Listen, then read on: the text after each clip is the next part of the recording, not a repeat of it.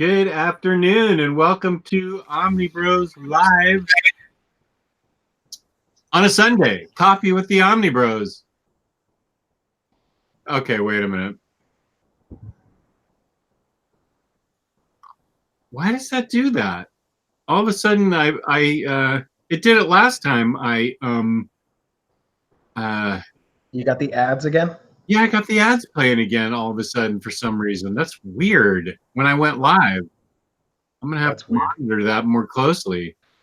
Joe Chip, that's right. Here I am, buddy, with your shirt on. I work with you in mind. That's right, buddy. This seems to be the popular shirt, so I should be wearing it more often, except I do have to take it off to wash it every once in a while. So we are the Omnibros, and I am Omnidog, and we have a Week in Geekdom's Geo with us. Geo, how's it going, buddy? Doing pretty well. Thank you to everybody that's tuning in, and yeah, let's jump into the news and have some fun. All right, great. And we also have Comics Guide 101's Lou, the amazing Lou. How's it going, dude? Hi, everybody. Lou doesn't want to be seen. He's undergone a horrible face transplant right out of Face Off, and the scars haven't healed yet, but you can bet bullets will be flying as soon as they take off the stitches and all the bandages and stuff, and it'll be full on John Woo. So he's your hush. That's right. On the bright side, I look like Chris Hemsworth now. Ah, that's right. But he looks like you? Yes, so that's a downgrade for him.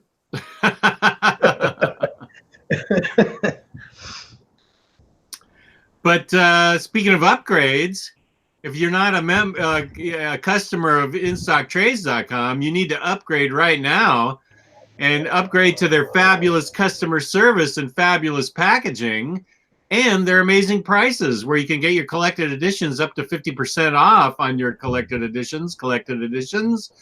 Loyalty discounts add 2% to that. Every quarter, there's always an Omnibroslive discount code. If you're in the United States and you order $50 or more worth of books, you get free shipping. I'll once again reiterate that fabulous service and fabulous packaging. That's InStockTrades.com. Nicely done. Thank you. Thank you. Thank you.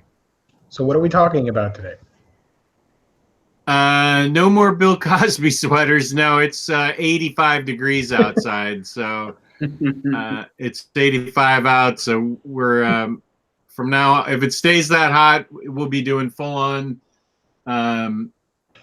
Hawaiian shirts now. We're into the cool shirts on the hot weather days. Nice.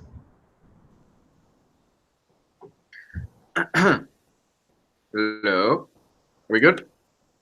Yeah, but I'm gonna wait till I can see your face till I give my review of Punisher Warzone, the movie you had me watch a couple. Ah, there it is. I'm definitely here for that. That didn't take long. I want to hear how great it is, how much better than Captain What's-Its-Face it is. I want to hear it all. Well, you're gonna be disappointed in that. Boo. First of all, what are you eating? Grilled chicken wrap. Grilled chicken wrap. Okay, that sounds good. Yeah. Nice. Cheddar's makes a real good grilled chicken wrap. Who? Cheddar's. Cheddar's. I'm not familiar with that place. It's I don't know if you have it over there. It's like a scratch. It's a scratch kitchen type place. It's a chain over here. Pretty good. Okay, so for those of you who are not aware, Lou had me insisted that I watch a movie called Punisher Warzone, and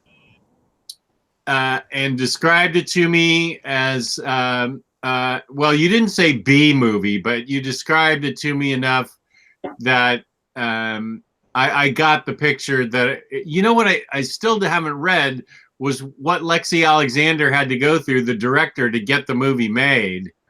Yeah. And I need to read that article because I think it'll make the movie even that much better for me. But let's see. This is obviously not Citizen Kane. I knew that going into it. No. I knew that this was a blood and guts kind of over the top violence movie.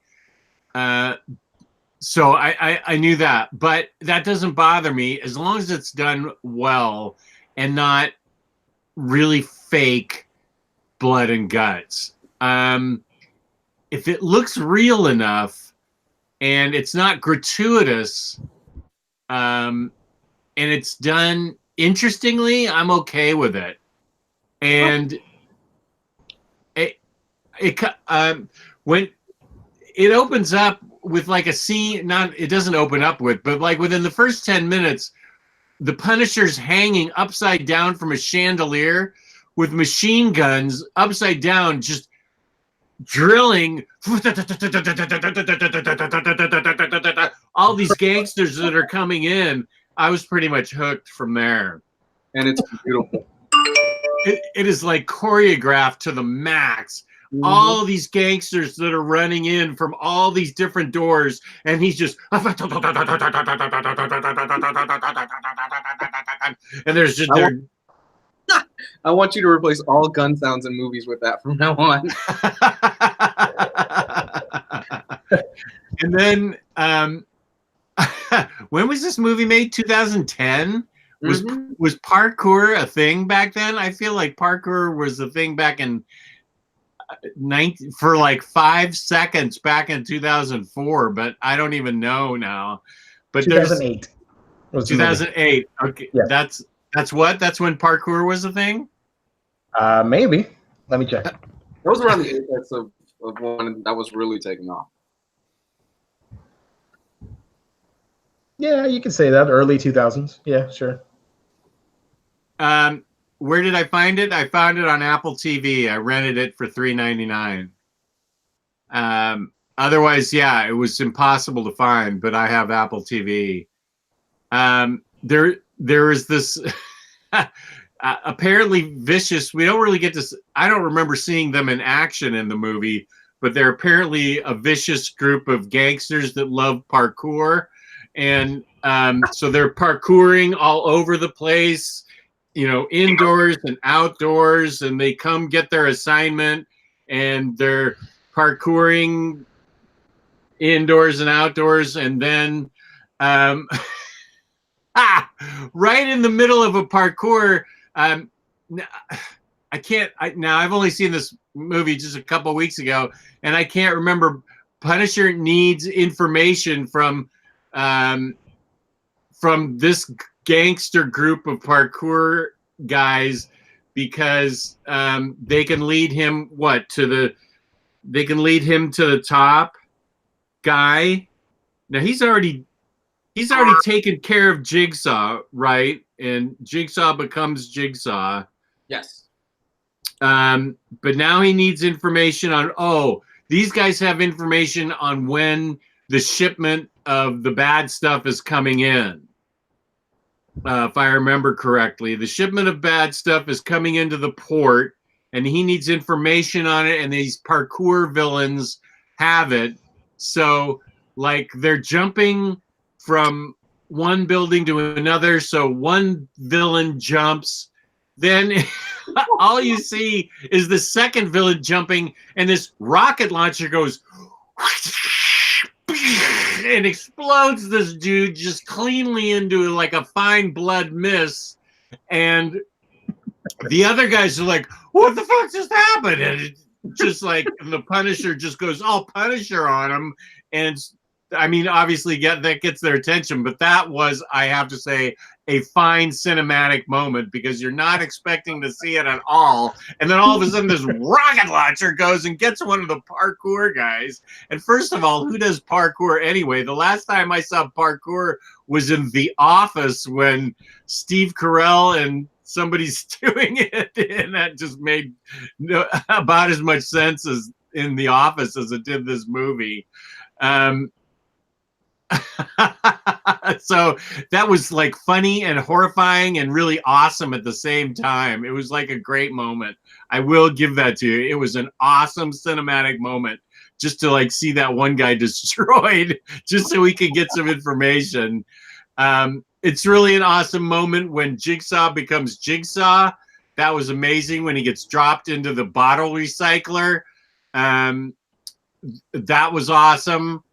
I'm just trying to remember really clutch moments, and go ahead and name some if you want. You know how good my memory is. So, to me, I'm going to jump to, like, I guess it's kind of near the end.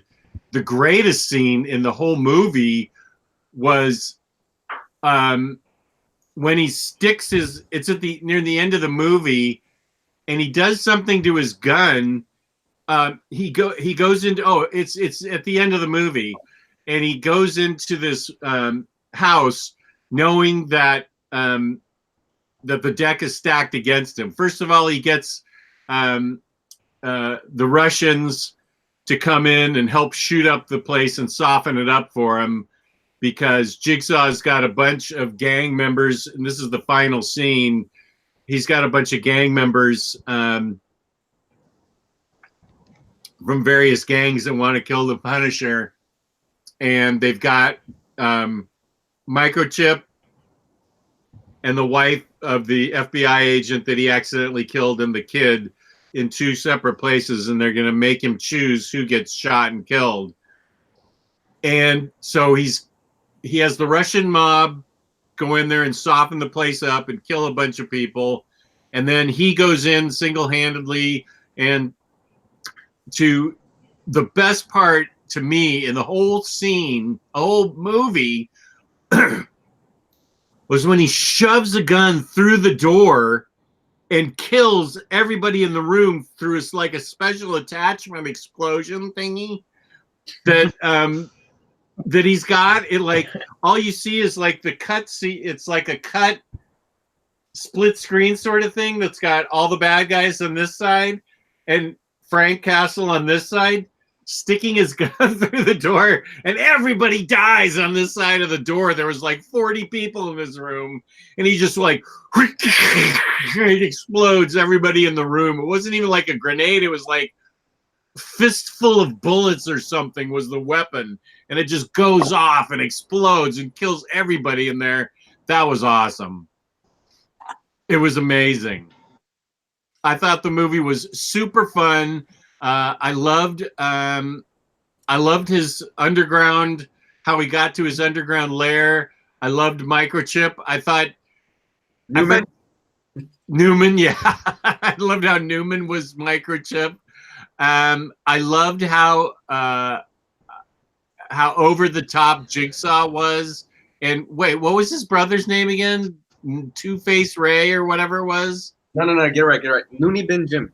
Looney Bin Jim. That's right. Yeah, Looney Bin Jim was totally insane. He was so good. He was so good. He eats up every single scene he's in. Yeah, he eats up all the people he's in the scenes with too. That's he true.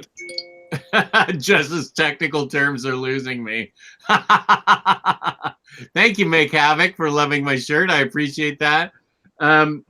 Yeah. Yeah, I don't know much about cinema terms. That's true. But I thought it was a fun B movie that, and here's the thing. I was totally prepared to go to Lou and say, I want that hour and a half of my life back.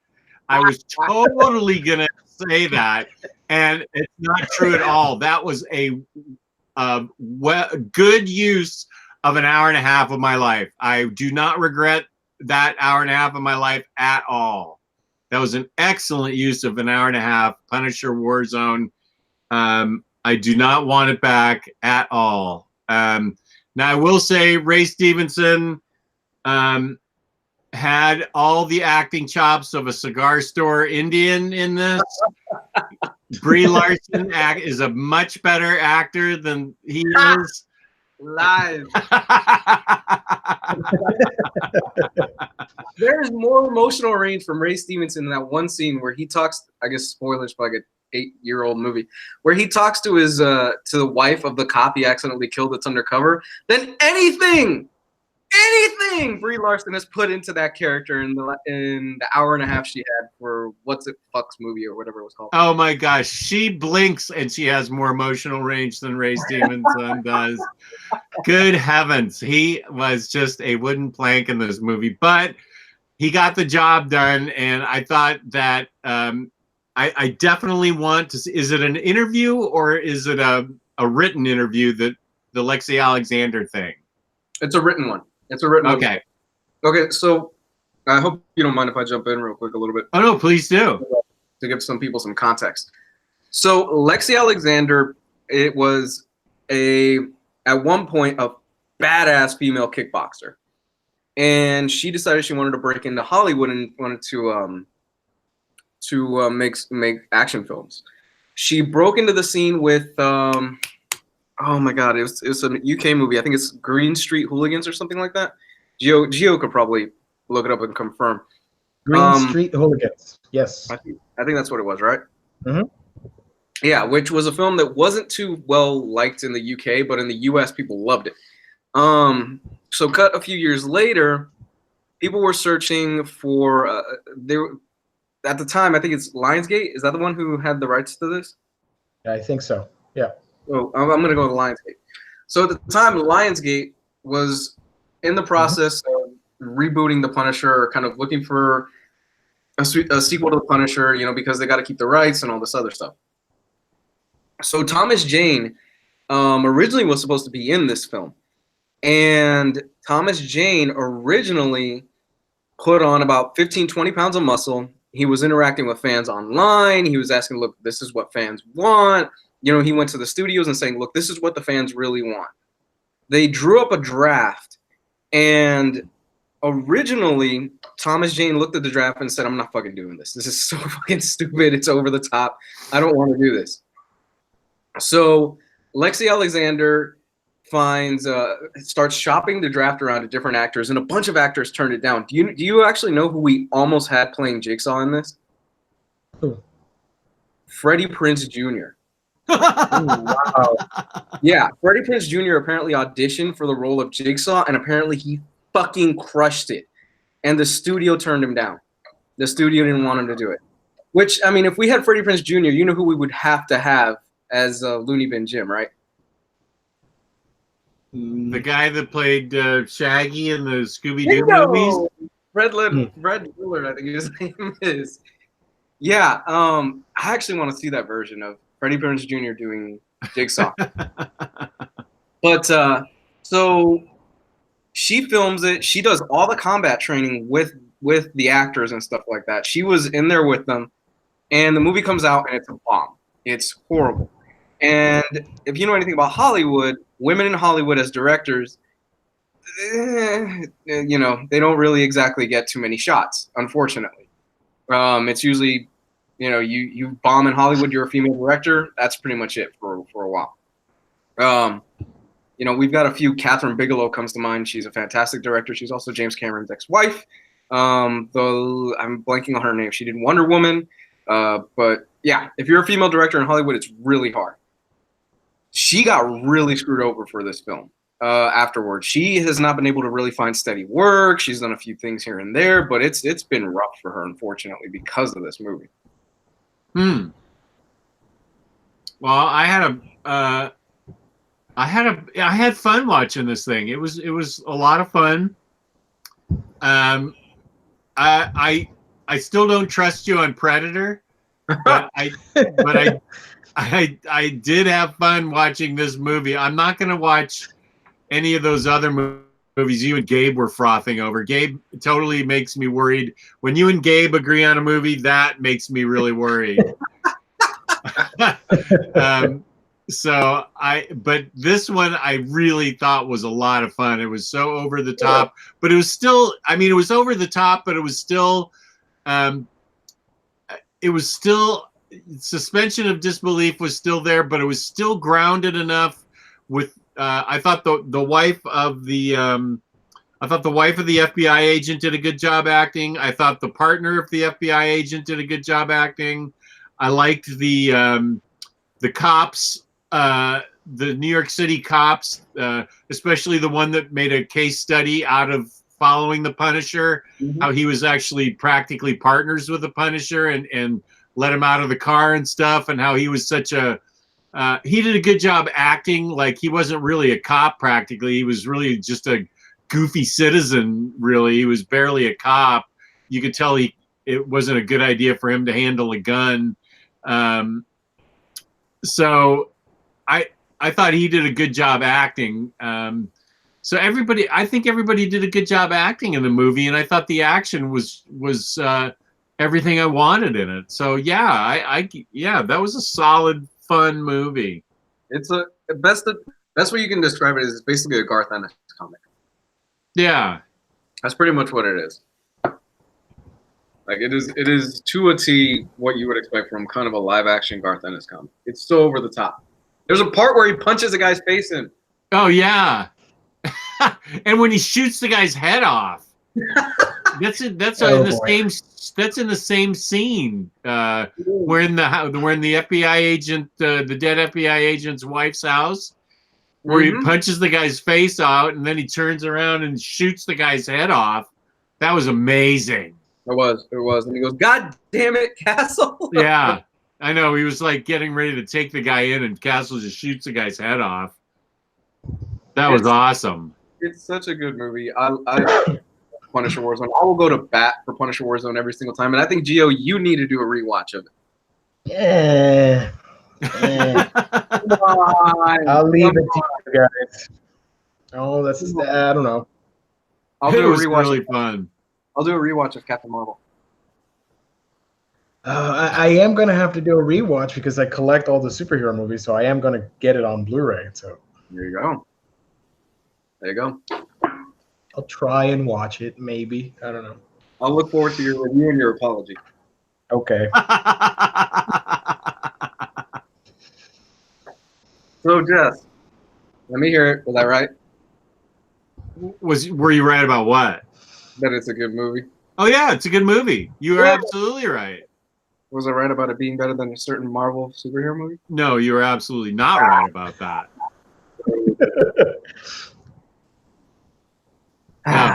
Can't win them all. No. Can't win them all. No. Was I close? No. Let's move on to the news. No. No, I did enjoy it though. It was definitely worth watching. Movies like that, all I want is it worth watching, and it definitely was. Right. You don't want your time wasted at the end of the day. Yeah, exactly. No, I get it. Yeah. And I knew you would enjoy it because you've told me the types of comics that you've enjoyed, like The Boys and things like that. And I'm like, oh, this is totally up your alley. Yeah. So you'll really do this. You're right. Yeah. So, yeah. If anybody out there, if you haven't seen Punisher Warzone and you're into kind of the Garth Ennis stuff, you like The Boys, you like really over the top bloody action, you like Hobo with a Shotgun, which you definitely still need to see. If you dug this, you will absolutely love Hobo with a Shotgun. Yeah, it worries me that Gabe likes it too, though.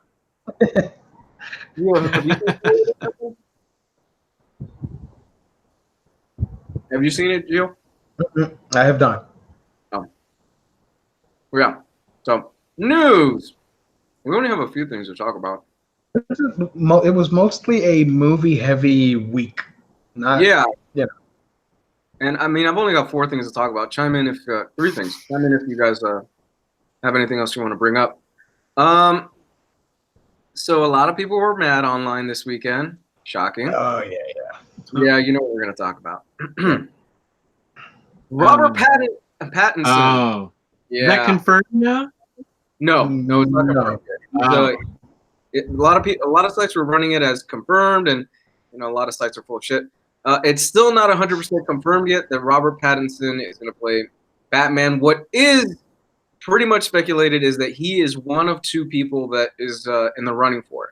So it's between Robert Pattinson and Nicholas Hoult in the running for Batman, for Matt Reeves' next Batman film. Twilight actor, come on, don't peg him with that, because the Twilight was so long. The guy's done so many other things. Twilight actor Robert Pattinson is in final talks to play Bruce Wayne / Batman, and directors Matt Reeves, the Batman, according to Variety. The Hollywood Trade reports that the casting has not been finalized, but that's a deal that is expected to close to put Pattinson in the lead role as a younger iteration of Batman. Contrary to Variety, Deadline reports that Dark Phoenix actor Nicholas Hoult, who has played Hank McCoy / Beast in 4 X-Men films, is also in strong contention for the role. So that's pretty much where we're at. A bunch of online websites ran with it, and they said they ended up saying, "Oh, he's a shoo-in," and the internet collectively lost their fucking minds because they were all saying the same thing. Oh, with that Twilight guy. Basically, it reminded me back of the 90s when a lot of people were saying, "Why the fuck are we casting these pretty boys like Brad Pitt and Leonardo DiCaprio in leading man roles?" And then Brad Pitt went on to make Fight Club. He went on to make a whole shit ton of other movies. Leonardo DiCaprio went to make On Wolf of Wall Street, The Revenant. The list goes on and on and on and on and on. Guys, if you haven't, get away from the mainstream stuff that Pattinson has done. The Cosmopolis, which was horrible. The Twilight Saga. The guy's been putting in work in the indie circuit and has been crushing it. Crushing it. The indie stuff he's been doing, the smaller films, is fantastic, especially Good Time. If you haven't seen Good Time, watch that shit. I think people need to calm the F down and just, it's just an announcement and it's just a fictional character. There's no need to cause hell because somebody's playing a character. Like, if he does end up doing it, let's hope it's a good movie and people like it, and that's that. But to cause such a ruckus over something so stupid, I don't know. I'm kind of tired of all that stuff. That's why I rarely comment anymore. Yeah, I agree. It's not even worth commenting on. And everybody always goes for that low blow. Oh, the Twilight movies. Whatever. That was so long ago. You're going to keep bringing that up. It's been what, 10 years, 11 years since that, and we're still going to be talking about that. That's stupid. Move on. Well, a lot of people today will say, "Well, Michael Keaton's my favorite Batman." He was doing comedy movies before he became Batman. Oh, and I remember the uproar when he was cast as Mr. Mom. There was no internet back then. Yeah, but nerds everywhere were upset about Mr. Mom being cast as Batman. It was seriously thought of as a miscasting, bad miscasting. That was a really weird casting role. And so Robert Pattinson in Twilight played a brooding person that only comes out at night. Huh? Brooding person at night. Yeah. No. In all seriousness, though, it just give this guy a chance. There's a lot going on here that even aside from Pattinson, that I have faith in this film. The fact that it seems like they're actually taking their time with this. The fact that fucking Matt Reeves is directing it. Matt Reeves, who did the Planet of the Apes films, the last 2 ones. So at the very least, the CGI stuff is probably going to be good. Fingers crossed. I'm hoping Andy Serkis might get a bit part in it, because the rumor is that it is going to take place in Arkham Asylum, and it's going to follow Batman through Arkham Asylum. I hope so. But there's also been rumors of like the Court of Owls. There's like a whole bunch of other stuff floating around for that film for a while. But I have a lot of faith in this, and I have a lot of faith in Pattinson to actually pull this off. He's gonna have to bulk up, obviously, but I think the guy can do it. I'm all in favor of it. I think he's actually a better actor than Nicholas Hoult. I mean, just get Nicholas Hoult as the Penguin and just call it a day. Get the 2 of them in that movie. Yeah, or just bring back Danny DeVito.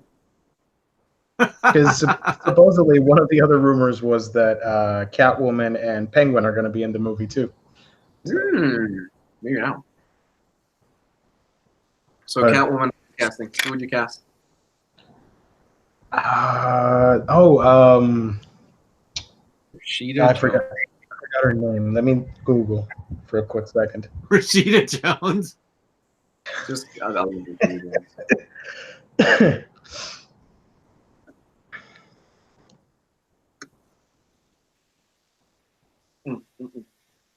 Who would you cast, Jess? Rashida Jones. There we go. That's the winning choice. How could they lose? She'd be awesome. She would be awesome as Catwoman, actually. Well, then you get a lot of people saying, well, she's not white, whatever. She doesn't need to be white. She just needs to be Rashida Jones. I know that, but tell that to the nerds online. I don't care about them. That's true. Eiza Gonzalez. That's the one I was thinking about. Who? Eiza Gonzalez. I have no clue who that is. She was at one point rumored to be Catwoman a long time ago. What's the name? Eiza Gonzalez. A-I-S-A? A-I-Z-A. Gonzalez. Yeah. Let's see. Oh, hell yeah. That's a big enthusiastic thumbs up. Yes, sir. She is gorgeous.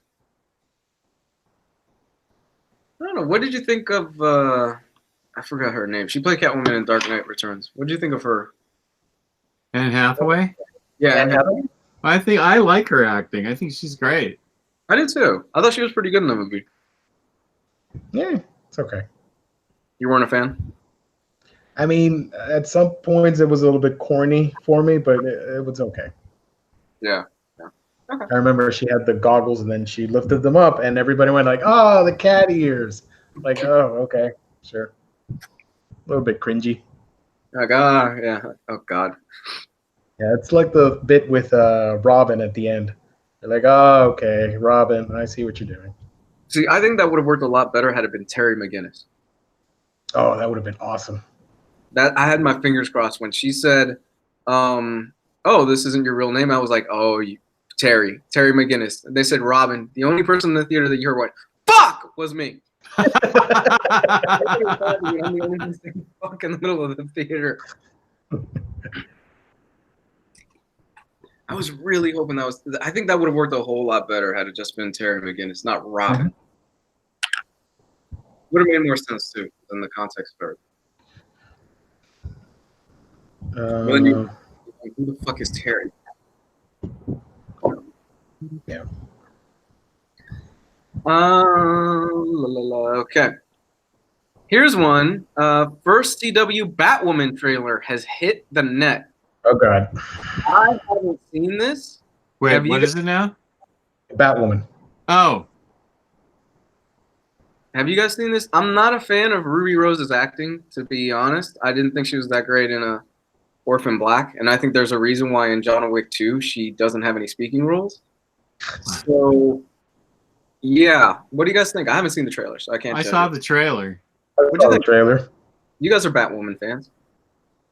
I think Gio and I feel the exact same way about it. Like, it's fine, I guess. Like, she looks great as Batwoman, but I don't want to invest time in another CW show. Jesus. Like, it's standard CW with, like, the melodrama and all that stuff, but they do capture, I think, the essence of Batwoman and her story being in the military and then coming back to Gotham and all that stuff. And the suit looks pretty cool. I'd love the suit with the red wig and all that stuff. I thought that was pretty awesome. She looked good, and I think she. I liked the whole setup. I liked everything about the trailer. I am absolutely not going to invest 24 episodes, 24 hours of my life in a show. Now this is getting back to the Punisher argument. is it worth an hour and a half of my life? I mean, the first series of Daredevil on Netflix got everything fleshed out perfectly. You learned everything you needed to know about Matt Murdock and everybody associated with him, and Daredevil, and everything else, and Kingpin. Everything you needed to know in 12 episodes. Mhm. I don't need 24 hours of my life to be sucked into this hole for Batwoman.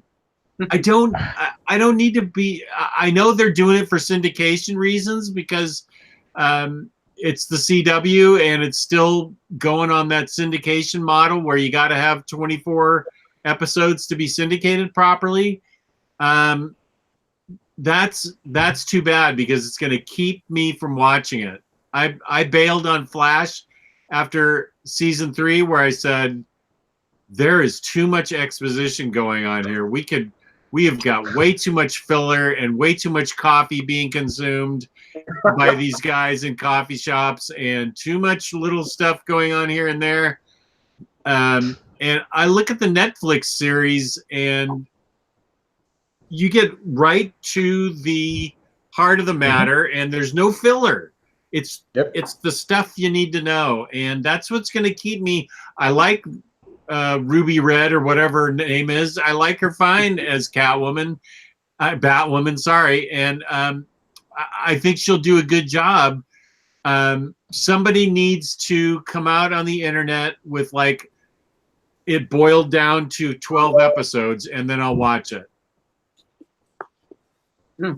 That's what I spent all day with my daughter doing yesterday. We watched I watched the first season of Game of Thrones and then about 2 more episodes, and I said, so whatever happened to so and so, so and so, and so and so? And we spent about 3 hours watching all the great death scenes and all the great revenge scenes in Game of Thrones and all the things that the dragons did. And she basically got me caught up in 3 hours. So I didn't need to spend 80 hours of my life watching Game of Thrones. And it was awesome. They were a good 80 hours. Huh? Those are a good 80 hours. Though. No, I don't disagree, but I had to delete those from my DVR. I said, I'm not doing this. I said, first of all, tell me what happens to King Joffrey. And she says, oh, you got to watch this. I'm not going to spoil it for anybody. But she said, okay, you got to watch this. And I go, okay, tell me what happens to so-and-so. And so she said, okay, you got to watch this. That was the best afternoon as father and daughter that we've spent in a long time, ever since Disney World. Well, we play a lot of Horizon Zero Dawn, so that counts too. But that was such a great way to spend the afternoon. And that's what they should do with somebody should just cut out all the fluff from this CW series and just give me 12 episodes of Batwoman and get rid of all the stuff and just give me Ruby Rose as Batwoman and get rid of all the other junk. So you're watching the finale of Game of Thrones tonight?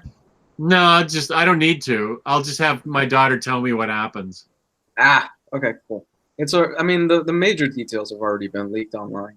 So, she got me up to date. She told me everything that's happened and everything. So as of yesterday, she got me up to date. I don't want to spoil anything for anybody. So I wanted to know about.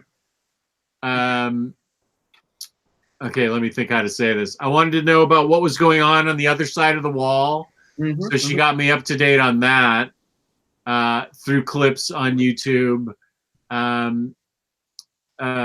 We spent like a good half hour on that, getting me up to date on that.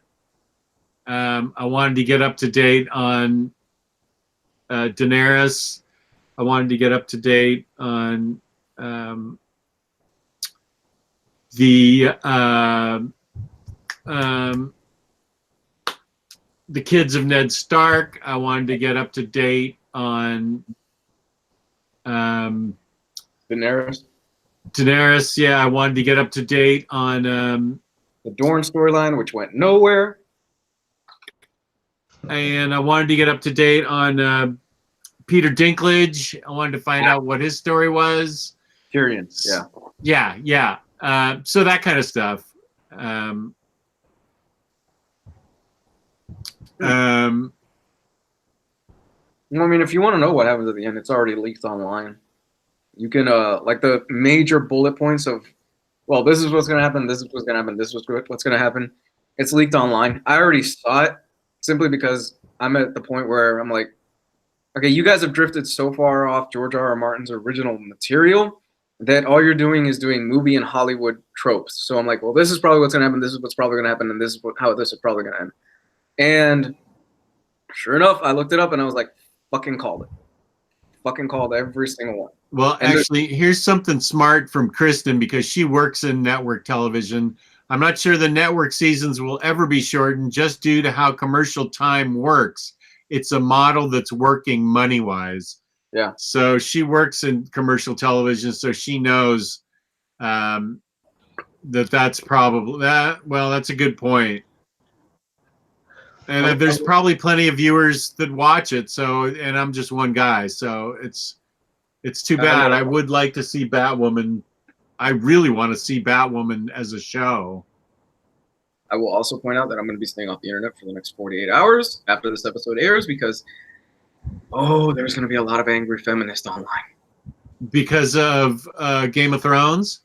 Yeah, there's some things in that finale that I'm like, and I actually agree with a lot of the points they're going to be making in the next 48 hours. I'm like, oh shit, it's going to be bloodbath. Yeah. You know that GIF of Elmo in fire? That's the internet. It's going to get ugly in a few hours. And not because you just can't please anybody, but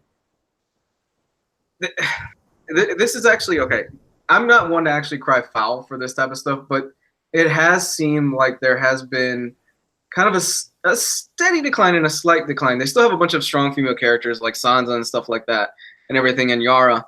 But it has seemed a little bit, especially in the more recent episodes, where they've kind of taken a backseat more to the male characters. And I know I'm going to get hate for this online. You guys aren't ready for what happens tonight. So I'll leave it at that. Yay. But going back to the Batwoman thing, it's sad that in 2019 you put out a trailer and it gets so much visceral hate from oh, it has? Oh my god, you do not read the comment sections on those trailer pages. They're awful. They're pretty awful. You know, the CW page, I think I posted on our chat, it has like 50,000 likes versus 195,000 dislikes. You're something kidding, like that. Really? Yeah. Why would? And it's always the same counter arguments about feminism and female heroes and the way they should act, and they shouldn't do this because it's so forceful. I'm tired of this old script. People come up, write something new. Well, you know, never have the nerds have had so much power online, and that's really what it's all come down to. It's I think there's a case to be made about hypersensitivity, and we've talked about this quite a few times online. Yeah. But there's also that select group online that they see a strong woman and they see a strong woman in a position of power or, you know, being a lead, and they go, oh my God, it's social justice and all this. They're threatened by it. They are. There is a select group that I truly believe are threatened by having a strong woman. I'm Puerto Rican. Gio, all we have in our family are strong women. So that's kind of what we grew up with. But it's also a group of people that, look, comics have only really come into popularity in the past few years. You know, comics have only become really cool with the Marvel stuff in the past 10, 12 years. And before that, it was like, oh, you read comics? Like, what are you, a nerd and stuff like that? And I think a lot of that has to do with that group is now kind of gotten older, and they're like, yes, now we can make demands, or there's like a power thing against it. And there's a lot of bitter 30 and 40-year-old guys online now. Yep. And 60. Don't forget us. Yes, and 60. We're bitter too, but we're bitter that we're good at getting old and gonna die. I love Matt Miranda in the chat. When is Jess gonna start playing Overwatch? Asking for a friend. Oh yeah, that's a good question. I'll play Overwatch if I can be a healer. I don't want to do any shooting or anything. Can I be a healer? Yeah, there's a lot of characters. Just run around healing people. Like that's what I play. I play a lot of support characters. I love playing. What's the one with the metal? He's a robot and he's like meditating. Zenyatta. Yes, I love playing Zenyatta. Yeah, he's pretty cool. What's the Netflix show that you just started watching so much of, Gio, that's got robots in it? Love, Death, and Robots. Love, Death, and Robots. And is that animated? Yeah, they're mostly CGI shorts, but they were supposed to be a reboot of Heavy Metal, the 80s movie. Oh, yeah. And it didn't work out, so they went ahead and just called it Love, Death, and Robots, and it's somewhat based on the old magazine stories, but, you know, with a technological twist, them all being CGI shorts. There are a couple of them that are hand-drawn, but for the most part, everything's computer animated, and I would say 90% of it is solid. There's a 10% where I'm like, okay, but most of it is really good. I really enjoyed it. I know that I don't think it's the Sunday chant. Sorry, I just looked at the chat and got derailed. I don't think it's the Sunday chat, but I think Monday and Thursday. Captain Smart Comics has joined. Ooh, I like that better than the Uncanny Omar. Damn it. Captain Smart Comics. You've been sitting on that one for a while, haven't you? No, I just came up with it. Wow, that's pretty witty, Jess. Good job. How's everybody doing? Good. How are you doing, buddy? Good. I just I got to sleep in. My kids and wife went to church, and I woke up, and I'm like, oh shit! It's one of those days they didn't wake me up to go to church. Jackpot! So I had a couple options. You know what you can do by yourself at home. So I went for a jog, and then I just came back. I'm like, oh shit, these assholes are on, so I'm gonna jump in. How's everybody doing? Yay. Good. I'm happy to have you on. Yeah, happy to be on. I never make it to the show unless I'm live with Jess, and that was almost about a year ago. Yeah, that's true. Sorry, I did not mean to derail you. Carry on. I'm sure you were telling everybody some important things. No, we were talking about love, sex, and robots, or whatever. What is it? Oh, the show. Love, Death, and Robots. Yeah. I don't think it's Sundays, but I think it might be Mondays, where a European viewer is always, and I can't think of who it is, but there's a European viewer that's always talking about that show. So I was thinking I should start watching it. You can knock it out in a couple hours because it's only like 18 minutes tops per episode. So yeah, they're short episodes. They remind me a lot of Liquid Lunch. Do you guys remember that from MTV back in the day? Yeah, Liquid Television. That's where Aeon Flux first came out, right? And then also Beavis and the prelude thing that was that eventually turned into Beavis and Butthead. Mm-hmm. Yeah, very.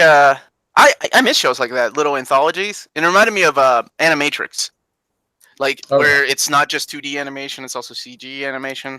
And some of them were hit and miss. Some of them were really cool, and some were just whatever. The animation's cool, I guess.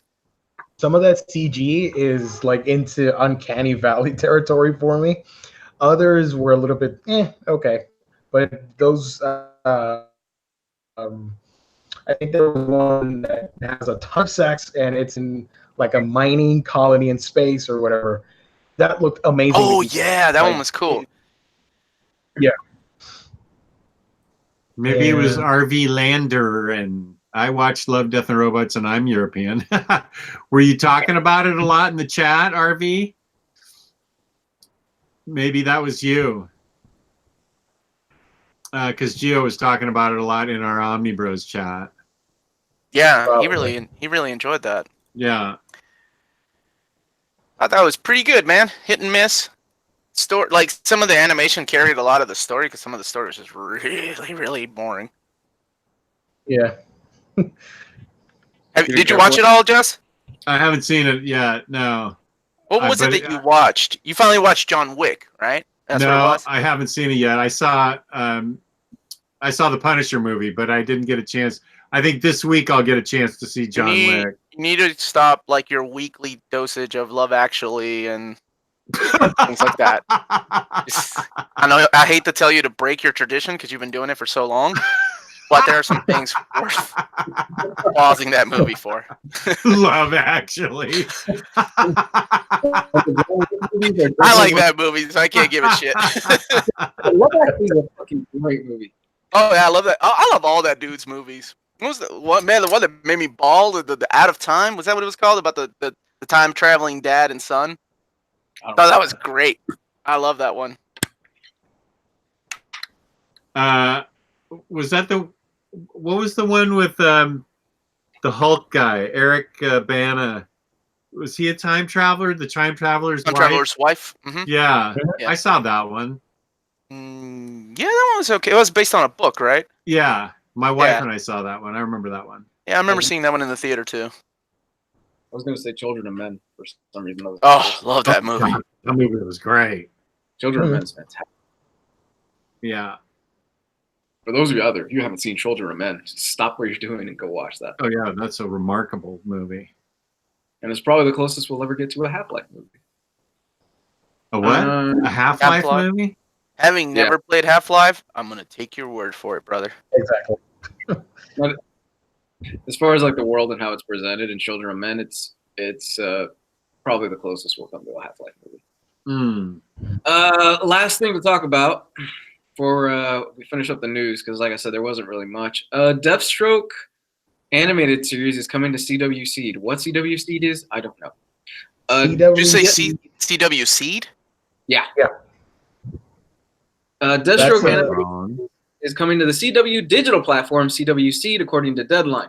The announcement was reportedly made during the CW's upfront presentation by network president Mark Pedowitz. Wow, he got picked on as a kid. Deathstroke will reportedly be similar to format to CW Seed's previous Vixen and the Ray anime. I have never heard of this. Wait, the Ray? Yeah. The Ray. Yeah. Mm-hmm. Huh, that's cool. I like that dude. Really? Yeah. No. I like Joe Quesada Ray. I didn't care for the what's it called, the Sons of Liberty, Uncle Sam Ray. That's the Earth they came from, right, Jess? Yeah. Yeah, I like when it was revamped in the '80s, late '80s, with that Joe Quesada, like right out of freaking high school artwork. I didn't know they were making something out of the Ray. I didn't either. I've never even heard of this. That's a deep cut. It's unclear if actor Manu Bennett, who portrayed Deathstroke in the live-action version on CW's Arrow, will reprise his role for the animated show. Maybe they'll get Joe Manganiello, because he got short-shifted. Remember that? That little thing at the end of Batman vs. Superman? Yeah. Where his hair looked like it was fucked up. This is like... He wasn't dancing enough in that movie. That's probably what it is. Well, CW Seed is basically like their online streaming thing for CW. And I don't like that it's a CW Seed show because Vixen and the Ray, and they also did a Constantine show. They're all 5-minute episodes that when you tie it all up together, they form a 30-minute long season. Or it's just like one episode split up into 5 minutes. Really? That's lame. Yeah. Vixen and the Ray, they're part of the Arrowverse. So even though it's animated, they interact with Flash, Arrow, and all those guys. And the Ray, he is involved with the Arrowverse because they did a crossover with Earth X. So it follows him on Earth X with the Freedom Fighters. Huh. Didn't know that. Are you a big Arrow guy, Gio? Yeah, how do you know all that? I mean, I liked it when I keep up with it, even though I don't watch it. But it's again that CW writing just got to me, and I dropped Arrow like in season 4, Flash, probably season 2, Legends of Tomorrow, only one season. But I still keep up with what's happening with the shows. Yeah. Didn't they just introduce Godspeed in Flash? Like this last season? I think so. It's like a white suit, right? Who? Godspeed. Yeah, he's in the latest season. Which is Good lord, they have borrowed just about every good Exactly. concept from the Flash comics. Pump your brakes, guys. God, man, like, Right. well, I mean, I guess that's what happens, right? Like, when was Reverse Flash was season 2, right? Or was that season 1? Season 1. Shit. Yeah, they started out with that. Nothing is as bad as Green Lantern bringing in the Parallax Stone in like the first movie. That is like, holy shit, they really aren't planning anything. They're really just leading into the heavy hitters right off the bat in the first movie. Yeah. But no, it wasn't even Parallax. It was space shit. That's really all it was. It was like space diarrhea is what it looked like the whole time. I tend to like block that movie out. I I was drunk watching it because we went to a theater and I said, and I remember going in with the lowest expectations. I'm like, and I'm still going to get drunk and there might be a way I might enjoy this just based on the trailers, right? Man, that movie sucked so much. Even drunk Omar was like, oh, fuck this. Michael Waititi's actually in that movie too. Who? No, you know what? Don't care. Nah, I was going back to who he played. No, doesn't matter. He plays his best friend in the movie. If you look back, that's Taika. I was like, oh shit, there's Taika Waititi. I don't remember that. Wow. I never saw it. The funny thing is, I actually own the movie on Blu-ray. Why? Wow, yeah. Because I was stupid, and at that time, Arkham City came out, and if you bought the movie on Blu-ray, you could get a DLC skin for Batman that I really wanted, and it was the Green Lantern. No, it was a Yellow Lantern Batman, and yeah, that was a $20 DLC that I bought for a movie I hated. Oh man, I don't know if even if they paid me $20 to own it, that's just shelf space, man. I could use for something else. That's true. I don't even own that. Yeah, that one was hard. That was rough. It's like owning Man-Thing on DVD. Like I saw it one time for $1, and I'm like, you know what? Nah, don't need that in my life. I'm good. Well, there was a small piece of you that was like, it's only $1. Right, and I'm like, and I own all the other shitty movies, even Fantastic Four: Rise of the Silver Surfer, which I never. Oh my god! I never got to see it. Like I was much like these Omnis, I would go to the local video shop, when we used to have those, and they would have them at clearance, like for $1, and I'm like, well, I got all the other DVDs. I fell asleep through the first Fantastic Four movie, and I never watched the second one because it was just like I don't know. I was busy watching like Love Actually for the 80th time instead of. I'm really pushing that movie. I'm really pushing for that movie. That movie's wonderful.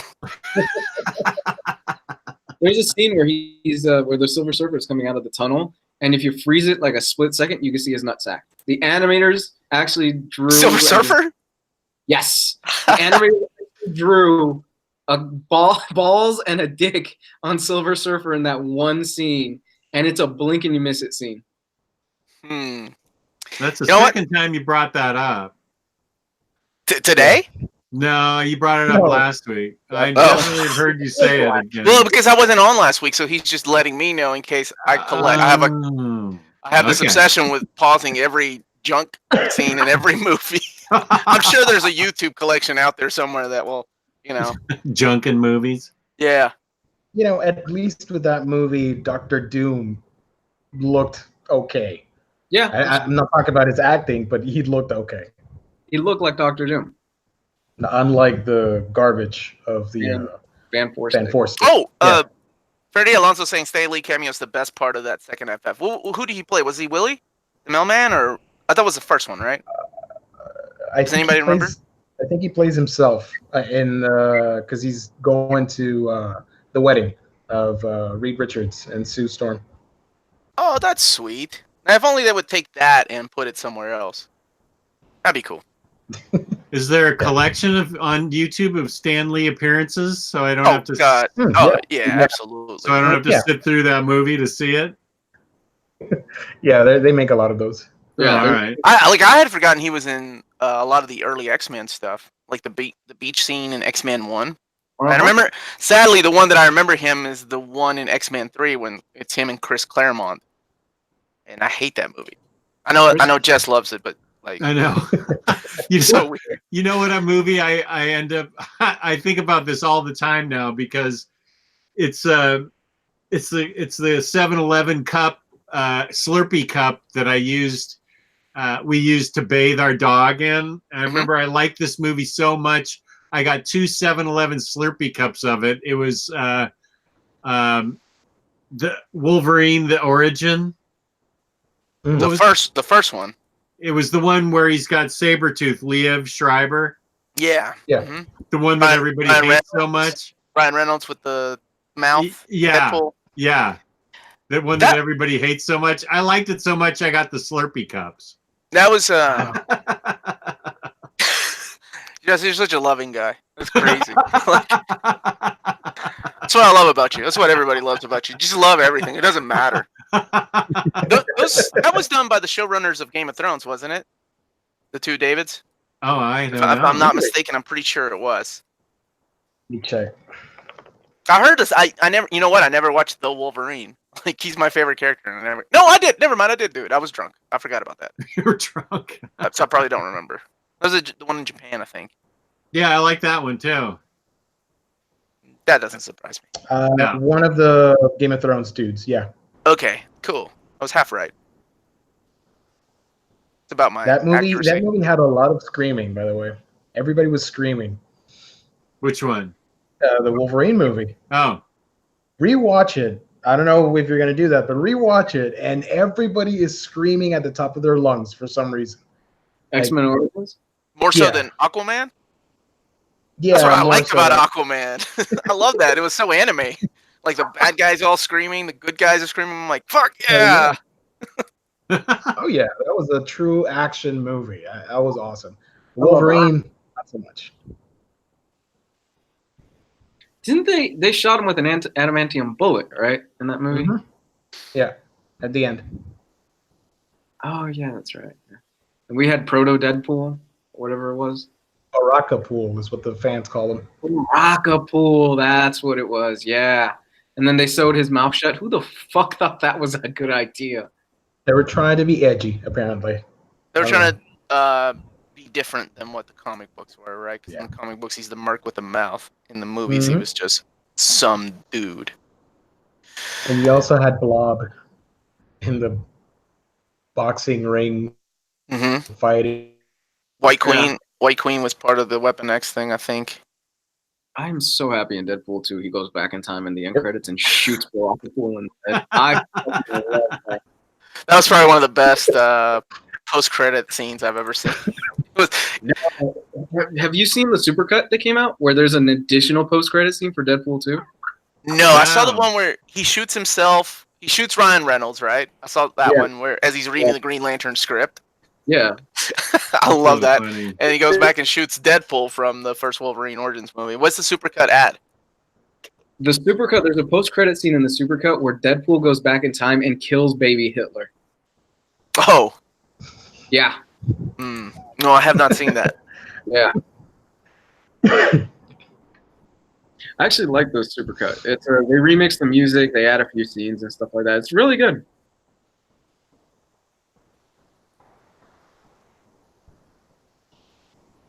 So what's the Sunday show about? What do you guys do? You just drink coffee? I don't drink coffee, so I just figured I'd join.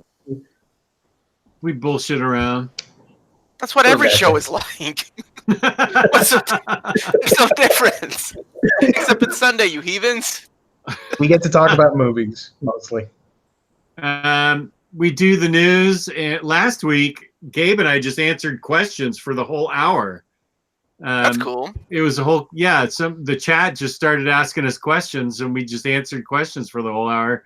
I reviewed Punisher to the Max or whatever it was called.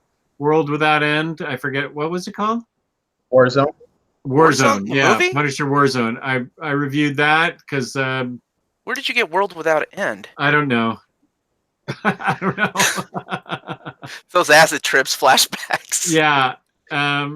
So I reviewed that, and then we talked about some news, and we talked about some movies, and Batwoman. We talked about. What else did we talk about? Talked about Game of Thrones. Did we talk about John Wick, Chapter 3? We didn't. I haven't seen it. I haven't seen 1 and 2 yet. Let's go ahead and spoil 3 for Jazz. Yeah, thanks. I haven't seen 3 yet. I know Luis loves it. John Wick 3? I fucking love John Wick 3. I think it's the best one out of the 3. Ooh. It's so good. If they go, the way that they set up 2, like the ending of 2, oh yeah, this is gonna be amazing. I cannot wait to go see it. Dude, it's so the first 30 minutes are literally John Wick trying to escape New York and avoiding almost every single assassin he can. And the kills in this are so much better than the last one. They get really creative with this. It's a lot bloodier too. Like, it's a lot more gorier, it's a lot bloodier. And I was wondering what the difference was between 2 and 3. And then I saw the actors from the Raid movie in the movie, and I was like, oh, that's why. To get different choreographers? I don't know, but the actors from the Raid are in the film. So I would imagine, look, you've got the actors from the Raid. You might as well use them while you got them on set. Those dudes are fucking crazy. Like, with their own, like, they don't believe in stunt doubles. No, they do their own shit, and it's incredible the stuff that they do. Yeah, it's worth, dude. You should watch John. Oh yeah, we talked about that earlier. Never mind, Jess. What, John Wick? Yeah. I know. I need to watch them both. I got them both for $10 last 2 weeks ago. I need to watch them both. Maybe I should watch it today. It's too hot to go outside. Watch it, and then you can review it next Sunday for this Sunday show. That's a good idea. Everybody seems to love them both. I've only seen the first one and bits and pieces of the second one. Of John Wick 2? Were you not a fan? Yeah. I like them. I just haven't sat down to watch the whole thing. Before you watch it, though, Jess, you know the premise, right? Like, I'm sure everybody's told you the premise. I know. I understand a really rough first 10 minutes. Yeah. I understand. Animal that. lover. Okay. Right. I am. Thank you. Yeah, I know that. Just looking out for you, my friend. Thank you. Thank you. I'll have the first 10 minutes of Love Actually on and watch that instead. I knew it. I can spot the fan. I can always spot another fan of that wonderful movie. Love Actually. 4 Weddings and a Funeral. That's the other movie you did. Yep. Notting Hill. I knew you had the collection. Oh yeah, sure. I've got all this stuff. And that's it for the news. That's about all we've got, unless you guys want to mention that George R. R. Martin still hasn't finished his Game of Thrones books, and he hasn't even started the last book. This fucker's gonna die before he finishes his books. Oh, he doesn't care. He got his money. He got his money. He's cashed out, and I'm sure he doesn't care anymore. Like there was really happy with the theory that online that there was a rumor going on online that apparently he's already finished the 2 books and he's just waiting for the season to air, and he disputed that this past week online. He said, no, I haven't even finished the 5th book out of the 6-book series yet, and he's not going to finish this. We're going to end up with a situation probably that Robert Jordan, or he's just not going to never finish it. Hey, I do have a question, because I assume you've read the books and I know you're current on the series. Mm-hmm. And this doesn't spoil anything, but he tends to write things because he doesn't know how to do the edits of like 5 years later, 3 years later. And I brought this up when Amanda and I did our show. Like, that's the way he writes. He actually writes as long as it takes to get from point A to B. Right. In the show, you have the benefit of edits, like so much time has passed. The characters are traveling from here to here. If what's happening on the show is true, there is no fucking way he can wrap up the story with 2 books. It's not happening. It's got to be at least 8 books, the way he writes. I'm just saying, like, so, I mean, maybe that's why he doesn't want to finish, because he realizes, holy shit, I can either go back to television, which I think that's where he got his roots, right? Like he was a big comic book fan, and then he Yes. went on to write screenplays for like Beauty and the Beast. That was his big show. Mhm. And then he, so he was a big TV guy, and it's so much more money from television than it is writing a book, Yeah. right? I mean, I don't know. Unless you are true to the fans and you're doing it for them, I don't see him finishing it. No, But that's just my opinion. The guy is 70 years old and he's built like the Stay Puft Marshmallow Man is melting. He's not finishing this series. I'm sorry. Look, he does not look like he takes care of himself too well. And you know what? He might be healthier than me for all I fucking know. I doubt it. But you never know.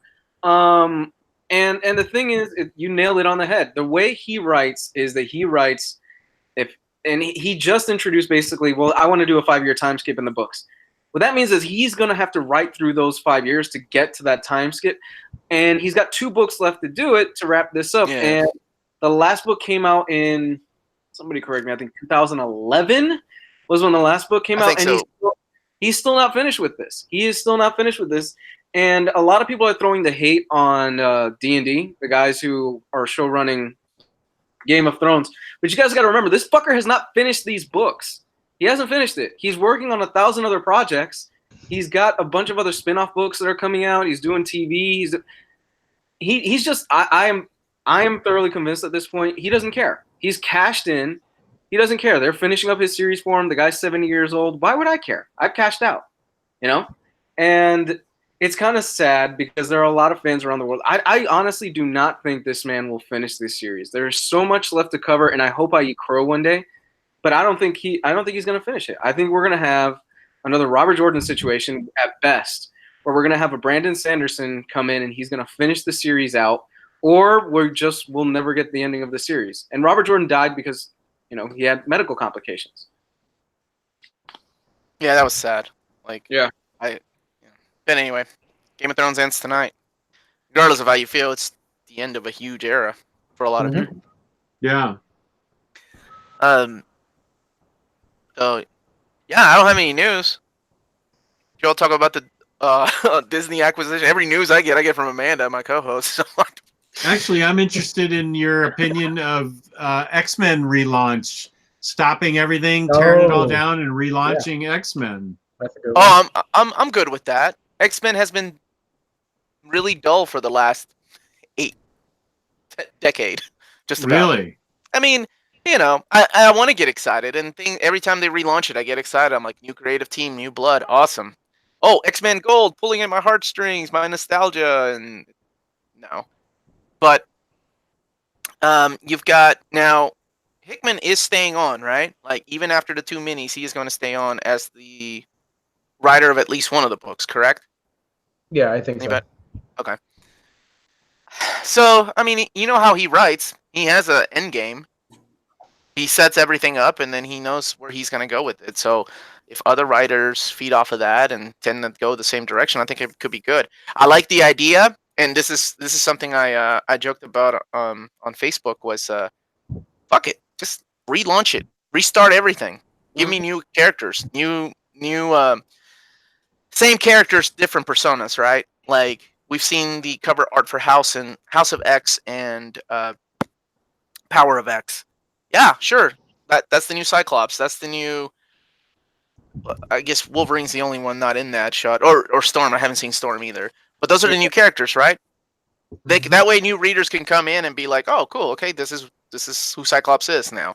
It's kind of the Age of Apocalypse, and that's kind of when I was a kid. I wanted Age of Apocalypse to be. I hated the idea that it was a limited series. Like I wanted them to just keep going. I don't need to be told like, "Hey, this is going to be over in 4 issues," right? I love the idea of just this alternate dimension and just keep going with it for as long as the writers want to. And then, yes, eventually restoring everything because sales are going to drop. People that never read or people that have been following X-Men for years are like, this is not my X-Men. But I like the idea of it's a good refresh take, I think. And so I'm in. I'll be getting it. I think it needs a little bit of new blood and a breath of like fresh air and just restart. There's nothing wrong with restarting. All right. Like you said, and just it could be good for the series. This is a completely different subject, but like I think what Bendis did was both a curse and a blessing to the Marvel Universe with New Avengers, right? whether it was his idea, which I don't know, or the editors who said, okay, let's put Wolverine and Spider-Man in the new Avengers. Because when you do that, then you're like, okay, they are obviously in the same universe. Yes, we've always established that these characters have been in the same universe, but in the 80s and early 90s, all the way up to the early aughts, the characters hardly ever really crossed over as much. It was a huge event to have X-Men versus Avengers. It's hard for me to believe, like, as a kid, that they're in the same universe sometimes, because they kind of, the way they were written, because of Chris Claremont, because of Louise Simonson, and all the other creators behind these books, they have always been, to me, like in their own little pocket universe. Their adventures never really affected anything. It wasn't until, like I said, Bendis started doing New Avengers, and then we started having huge crossover events like X-Men versus Avengers, or Avengers versus X-Men, where the Phoenix is now, embodying Avengers, and it's just weird. And I kind of like the idea of maybe just a huge chunk of X-Men going away, keeping Wolverine and, I don't know, Storm here in the 616 universe. I have no idea if that's where they're going, by the way. It's just from just 2 pictures that I've seen that I'm like, oh, cool, a red Nightcrawler. So automatically my head starts spinning with ideas like, this is why, right? I'm sure it's nothing like that, and it's set in the 616 universe. Do we have like a premise of what Hickman is gonna do? Have they like a synopsis or anything? Have they said anything? No, they just sent some pictures, and I think now there's like a total of like 10 pictures of what the inside looks like. People are just debating on who the characters are. All right, Luis, ask a question, leave, just like my kids. He's like, fuck this, I don't want to talk about X-Men. You fucking lost me. There you go. No, we don't know anything. Everything is hush hush. Even the announced collection is hush hush. It says to be determined. That's all it says. Which I'm cool with that. I like classified information. I don't like knowing everything going in. This is gonna be, like I said, this is gonna be great when it's collected in 4 years. I can't wait. I would like for them to start doing a new policy of just collecting these things. I understand the need of selling comic books, but what's the point of making people wait a year, 2 years? I say within a year they do something. And I'm thinking of things like what they did with the new Infinity Wars, right? Infinity Wars came out this year, just wrapped up, and will be out by end of year as a oversized hardcover collection, even though we all know it's a fucking omnibus, but whatever. Right? So that's what I want. I want that. I want the story. Yeah, sure, release your trade paperbacks, whatever. And then within a year, give me an oversized hardcover or an omnibus. That would be cool. I like that too. Yeah. It's a shame we don't run the department. Maybe that way we wouldn't have to have a blowout sale every single year. Well, I don't know that that's what they're doing. I think that from what I've heard, they lower their prices to get retailers in who don't normally sell omnis, and it's like a bone they throw to those retailers. They lower the prices temporarily to get retailers in who don't normally carry them, as an incentive to get them to carry them, and then they'll let the price drift back up. So it's an incentive to get retailers to carry them that don't normally carry them, is what I'm saying. Yeah, I think that makes sense, right? Like comic book stores that normally get, 50% off on these books are now getting 70% off. Yeah, it gives them an extra incentive to carry, 3 or 4 more omnis than they normally would, and so. And even at a loss of 50% off, if they just stay on the shelf until next free comic book day, they're still making a profit, right? Right. So sadly, you won't see those discounts. The true liquidation is when you see these books for $12.50. That's the liquidation. Yeah. And that means that somebody on eBay, somebody at comic book shows will be selling these books for about $30. Yeah. That's when I think, that's a different game. D-header. Yeah. Boy, he's famous. I love that dude. That's where I got my too. I got my Secret Warriors from him, and I got I can't remember what else. A couple of whales. No, they're whales now, but they weren't at the time. They were just liquidated. Yeah, D-Hitter's really popular in our Facebook. Yeah, he really is. I got my Burn Fantastic Fours from him. He because he does right. He sells them at the same. He's been selling them for the same price. I heard somewhere that he rose, like his prices went up, but I don't know. I haven't bought anything because I'm an idiot and have been buying new for the longest time because it's gonna go out of print within the next hour. You fuckers haven't helped. Joining this goddamn channel hasn't helped. Sometimes I get like myself hyped up. I'm like, oh shit, I just said that when I'm rewatching us. I guess I better buy it. Access to this diamond account doesn't help either because he lets us know, oh, this is already out of stock. Well, even then though, like sometimes they find things, right? Sometimes things come back into print. There's no way of really telling what is truly out of print or out of stock. Sure. Sure. Yeah. So for those of you out there that are looking for the annihilation, are we doing a bet right now? Are we doing a bet right now? Or are we doing it tomorrow? How long the DM of Amazing Spider-Man 3? Oh yeah, we can go public with that. Sure. Let's do it now. All right, let's do it now. Okay. All right, betting tables are open. All right, so we are betting on how long Amazing Spider-Man Volume 4, John Romita Jr., right? Is that who drew the cover? Mm-hmm. Not Junior, shit, I'm an idiot. Not John Junior. Romita Senior, yeah. Thank God I corrected myself. But thanks for nodding. Yeah, I appreciate it. How long that DM will last. Now, Let's see. I'm going to pause because I am going to get the Frank Cho cover. So you guys can F5 it all day long. And I think Louise isn't even going to get it. So we're two Omnibros are going to help you guys. Okay. Jess, how long I'm is that definitely gonna last? getting it. I will say, let's see. Now, I haven't heard that it's already out of print like the Conan book was. So I think it may last a little. It'll last longer than Conan was because it's not shipping out of print. Yeah. And that sold out in 38 minutes. That's I think before Conan, it was Berserk. I think Berserk lasted a total of like 17 minutes. 17 minutes. But keep in mind, it's also Dark Horse, so they had a smaller print run. Right. And it's coming back into print. Whereas Conan is like, we're not printing anymore. Right. The other thing to keep in mind is when Amazing Spider-Man was released, Volume 3, it sold out within a day. Within a day. That was before shows like us were like, yeah, go get it, right? So that's another thing to keep in mind. That was less than a day, and then they found some more about a week or two later, and that was it. So I only had one printing.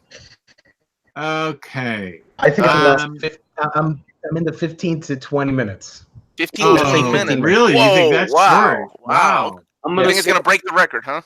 I'm going to say 2 hours. 2 hours, okay. I think that's fair. That's where I was going to head about. Okay, Jess, what'd you say? I'm going to say an hour and 20 minutes. That is, God damn, that is like on point. An hour and 20 minutes. I'm going to say an hour and 19 minutes and 59 seconds if this is the Price is Right.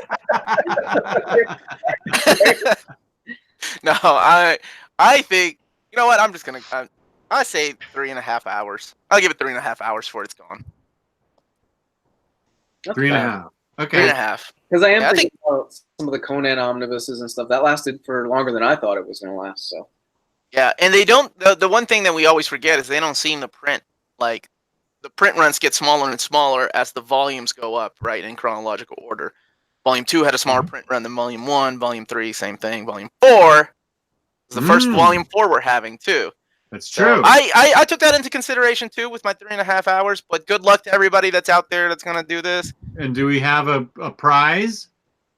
I have bragging rights. I have a $100 bill that fell out of my Astonishing X-Men the other day. God, you're so rich. I hate rich people. I was using this to blow my nose, and I put it in my Astonishing X-Men. Look at this. The Play Money of America. This fell out of my Astonishing X-Men the other day, along with I'll also pony up the 2 SIM cards that fell out of my Astonishing X-Men. I'm not even going to ask what are in there. I don't know. I've been too afraid to. This was Thursday night when Ryley and Gio were on, and I was doing a video on what you need to start your your Marvel collected edition collections, and I took the shrink wrap off my Astonishing X-Men Omni. Wait a minute. This was shrink wrapped and that shit was in there? Yeah.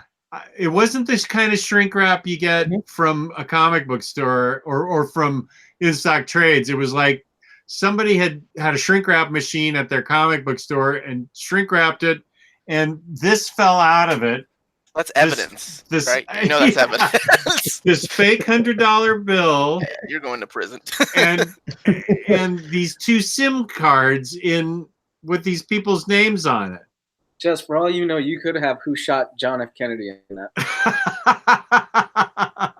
Leave it to Jess to not open up his goddamn omnibuses too.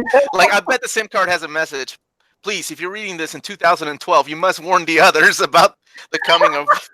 And of course, Jazz doesn't open it up until, fucking 7 years later. So the message doesn't matter. Right. If Donald Trump runs for president, he is the actual Antichrist. You must not let him run for president. It means the end of days. This would be like, I would watch a damn movie like this about this. Dude that collects books doesn't open it up until years later. He's like, oh shit. End of the world starts happening. I don't even know where I could play these. Well, I guess you could stick this SIM card in your phone. In a Mac. Is it a mini SIM card? Let me see it.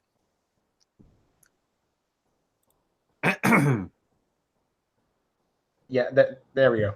Perfect. Looks like you can't put that in your... No, I don't think that's a SD for a Mac. I don't think it'll fit in a Mac. Maybe you need a converter. SIM card for a phone. All this evidence you have, dude. Or it could be like a gateway to hell. I don't know, a resort in Fiji Islands or something. You're missing out. A round trip to Fiji. Never know. Yeah, I don't know. It's very odd. Treasure map. Yeah, I love that you keep showing it. Like, maybe somebody will figure it out in the chat. Yeah, I want somebody to tell me what this is in the chat. Look at this. This side up. See? SIM card. Huh? I think it's a phone SIM card. Yeah. Like one that you put on your phones. What phone? I don't know, but I mean, Yeah. I would go just find out what's in there, man. You could luck out and get like some kind of cool like recipes. Recipes. I censored myself. A lemon meringue pie. Sure. Kirkman's nudes. Kirkman's nudes. Ew. Oh my gosh. But why would this be in there? That's the weirdest thing. And then why did they seal it? There's no note. And no, there was no note, nothing.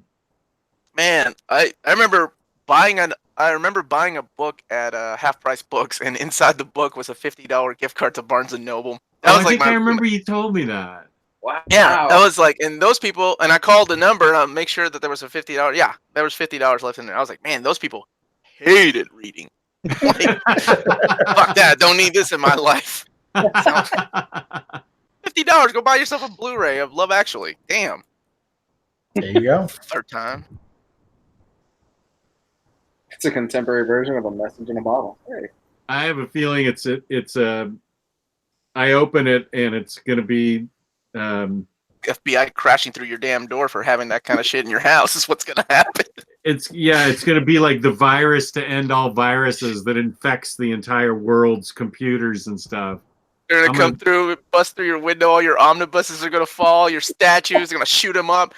And they're gonna arrest you, and you're gonna be like, dude, statues. like, dude, what are you guys doing? I just like this isn't mine. I was just opening it up, and they're like, bullshit. You were watching it for 20 minutes. You fucking freak. You're under arrest. You're like, I was just curious. I wanted to see if it was real. Whatever the hell's in there. I was just curious. But officer. Shoot up your statues.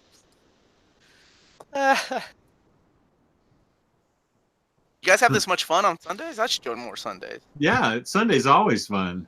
Sunday fun day. Sundays is just kind of shooting the shit, man. Cool, cool. More so than the other days. Did we talk about the Gail Simone omnibus, Wonder Woman? No, Oh, no. I didn't know we were doing that. it's her first Omni. I'm so proud of that. Well, I mean, her Agent X was collected in the Deadpool omnibuses, but it's her first omnibus that has her name on it. I'm proud of that. I don't think it's going to get canceled. I think we're all going to get it.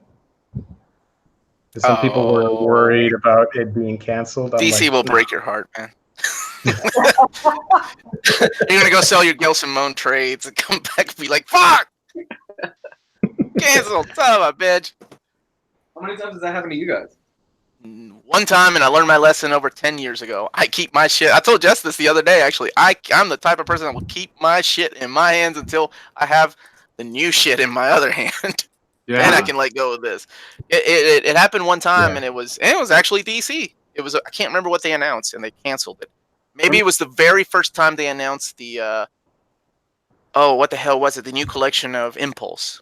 So about 10 years ago, I sold my old trade paperback that was out of print. They canceled the fucking thing, and I was like, wait a fucking minute. Who the hell do I'm used to bitching at Amazon. Who the hell do I gotta call at DC to bitch about this stuff? You made me sell my book, you bastards. Dan did you? Yeah, I'm not selling my Swamp Thing hardcovers until those absolutes are all out.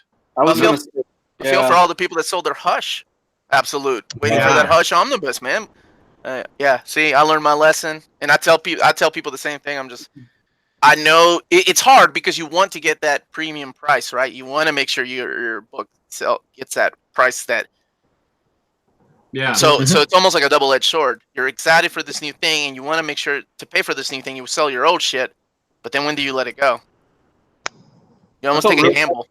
Yeah, I felt real bad for the people that they went out and they sold their Swamp Thing hardcovers, and then they were probably sweating bullets until it was re-announced because they canceled it and then they re-announced it. Mm-hmm. I know Luis and I did Coco, and I think Jess too. But I loved it. Gio has no heart; he didn't cry. I remember that. Of Yeah. all of us, You didn't the heart cry? of the show, he didn't cry. I would have thought you'd have been the first to cry. He laughed the whole movie. It was a fun movie. It looks great. It's a wonderful story, but it did nothing for me. I'm like, I remember being shocked. I'm like, Gio, you're like the heart of the show. How are you not affected by this movie? Good heavens. He said it was Yeah. too Mexican for him. Too Mexican. I don't know. I'm just repeating what he said. I don't know what that means. He has to spend the first 10 minutes of that every day just so he can try and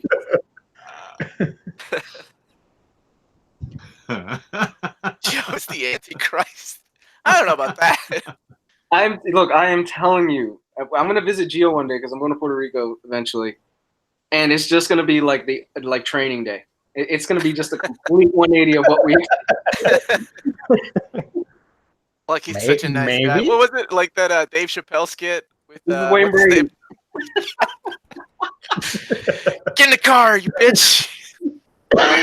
Oh man. Driving with Gio, he's gonna offer me coke or something like that. This isn't an option, man. You snorting this shit. He pulls a gun on me. He's like, you hide this and you keep this with you. He gives you a gun. Damn, that would be cool.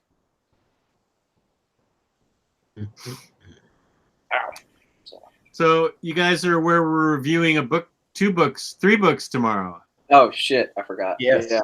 Aliens Dead Orbit, X-Men Red, and Resurrection of Jean Grey. Those are quick reads. I just now started Aliens. God, the art. The art's amazing. No doubt, man. And then we're going to talk about upcoming releases, right? Correct. Cool.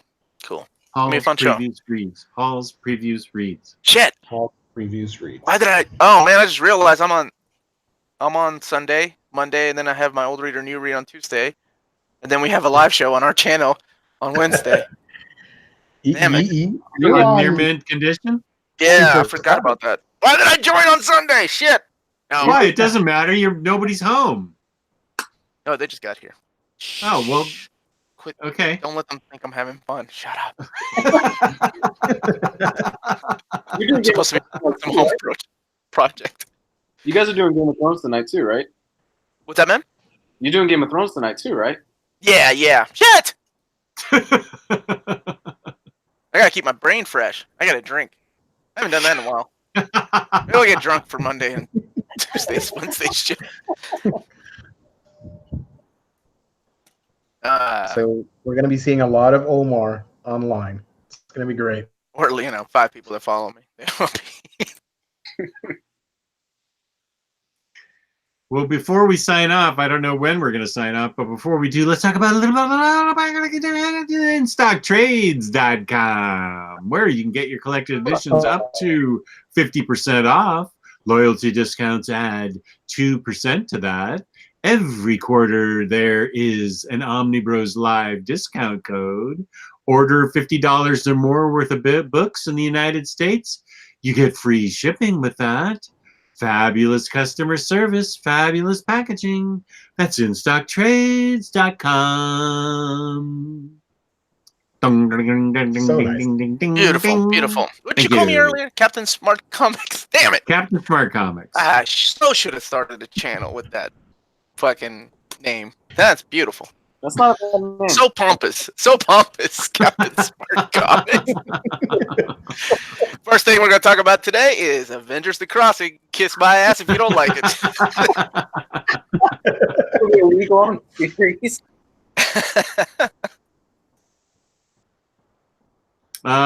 Rasputin, Mr. Miracle hardcover not being available anywhere. I IST think sold out. IST sold out? Yeah. Did they really? It's a direct market thing. So only comic can get it. So you can get it at Amazon. You can't get it at Amazon?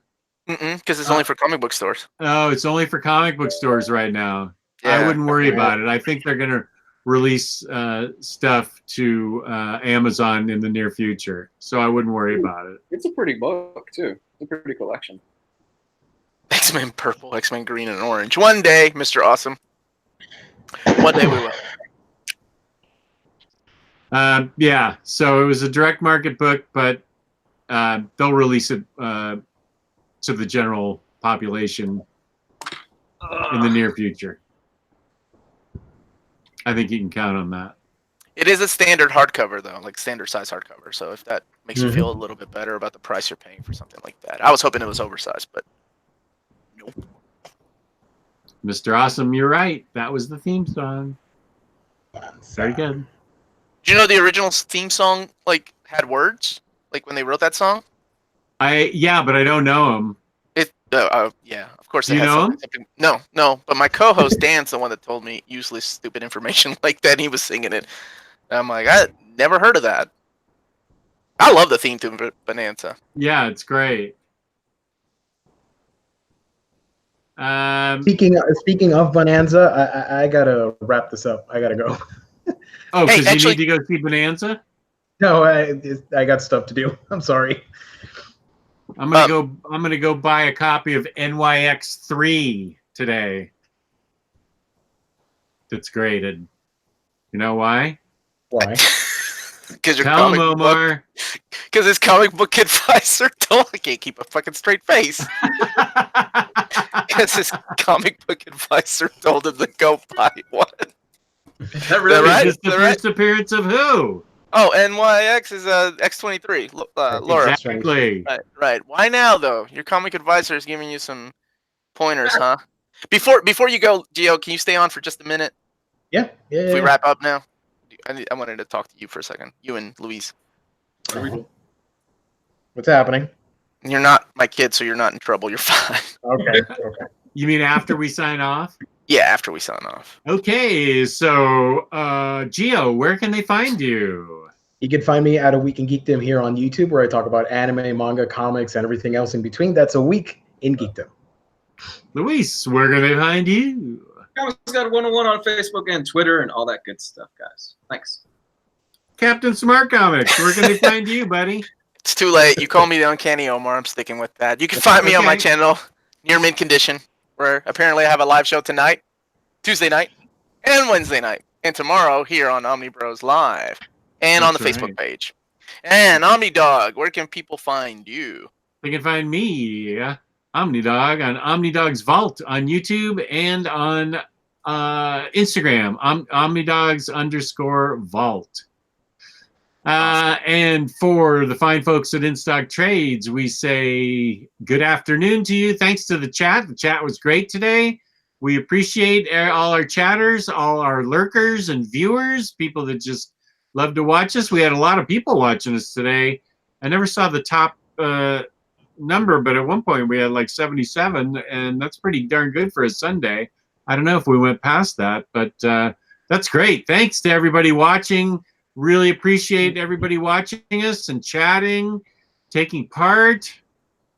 Peace and love. Peace and love. Bye, everybody.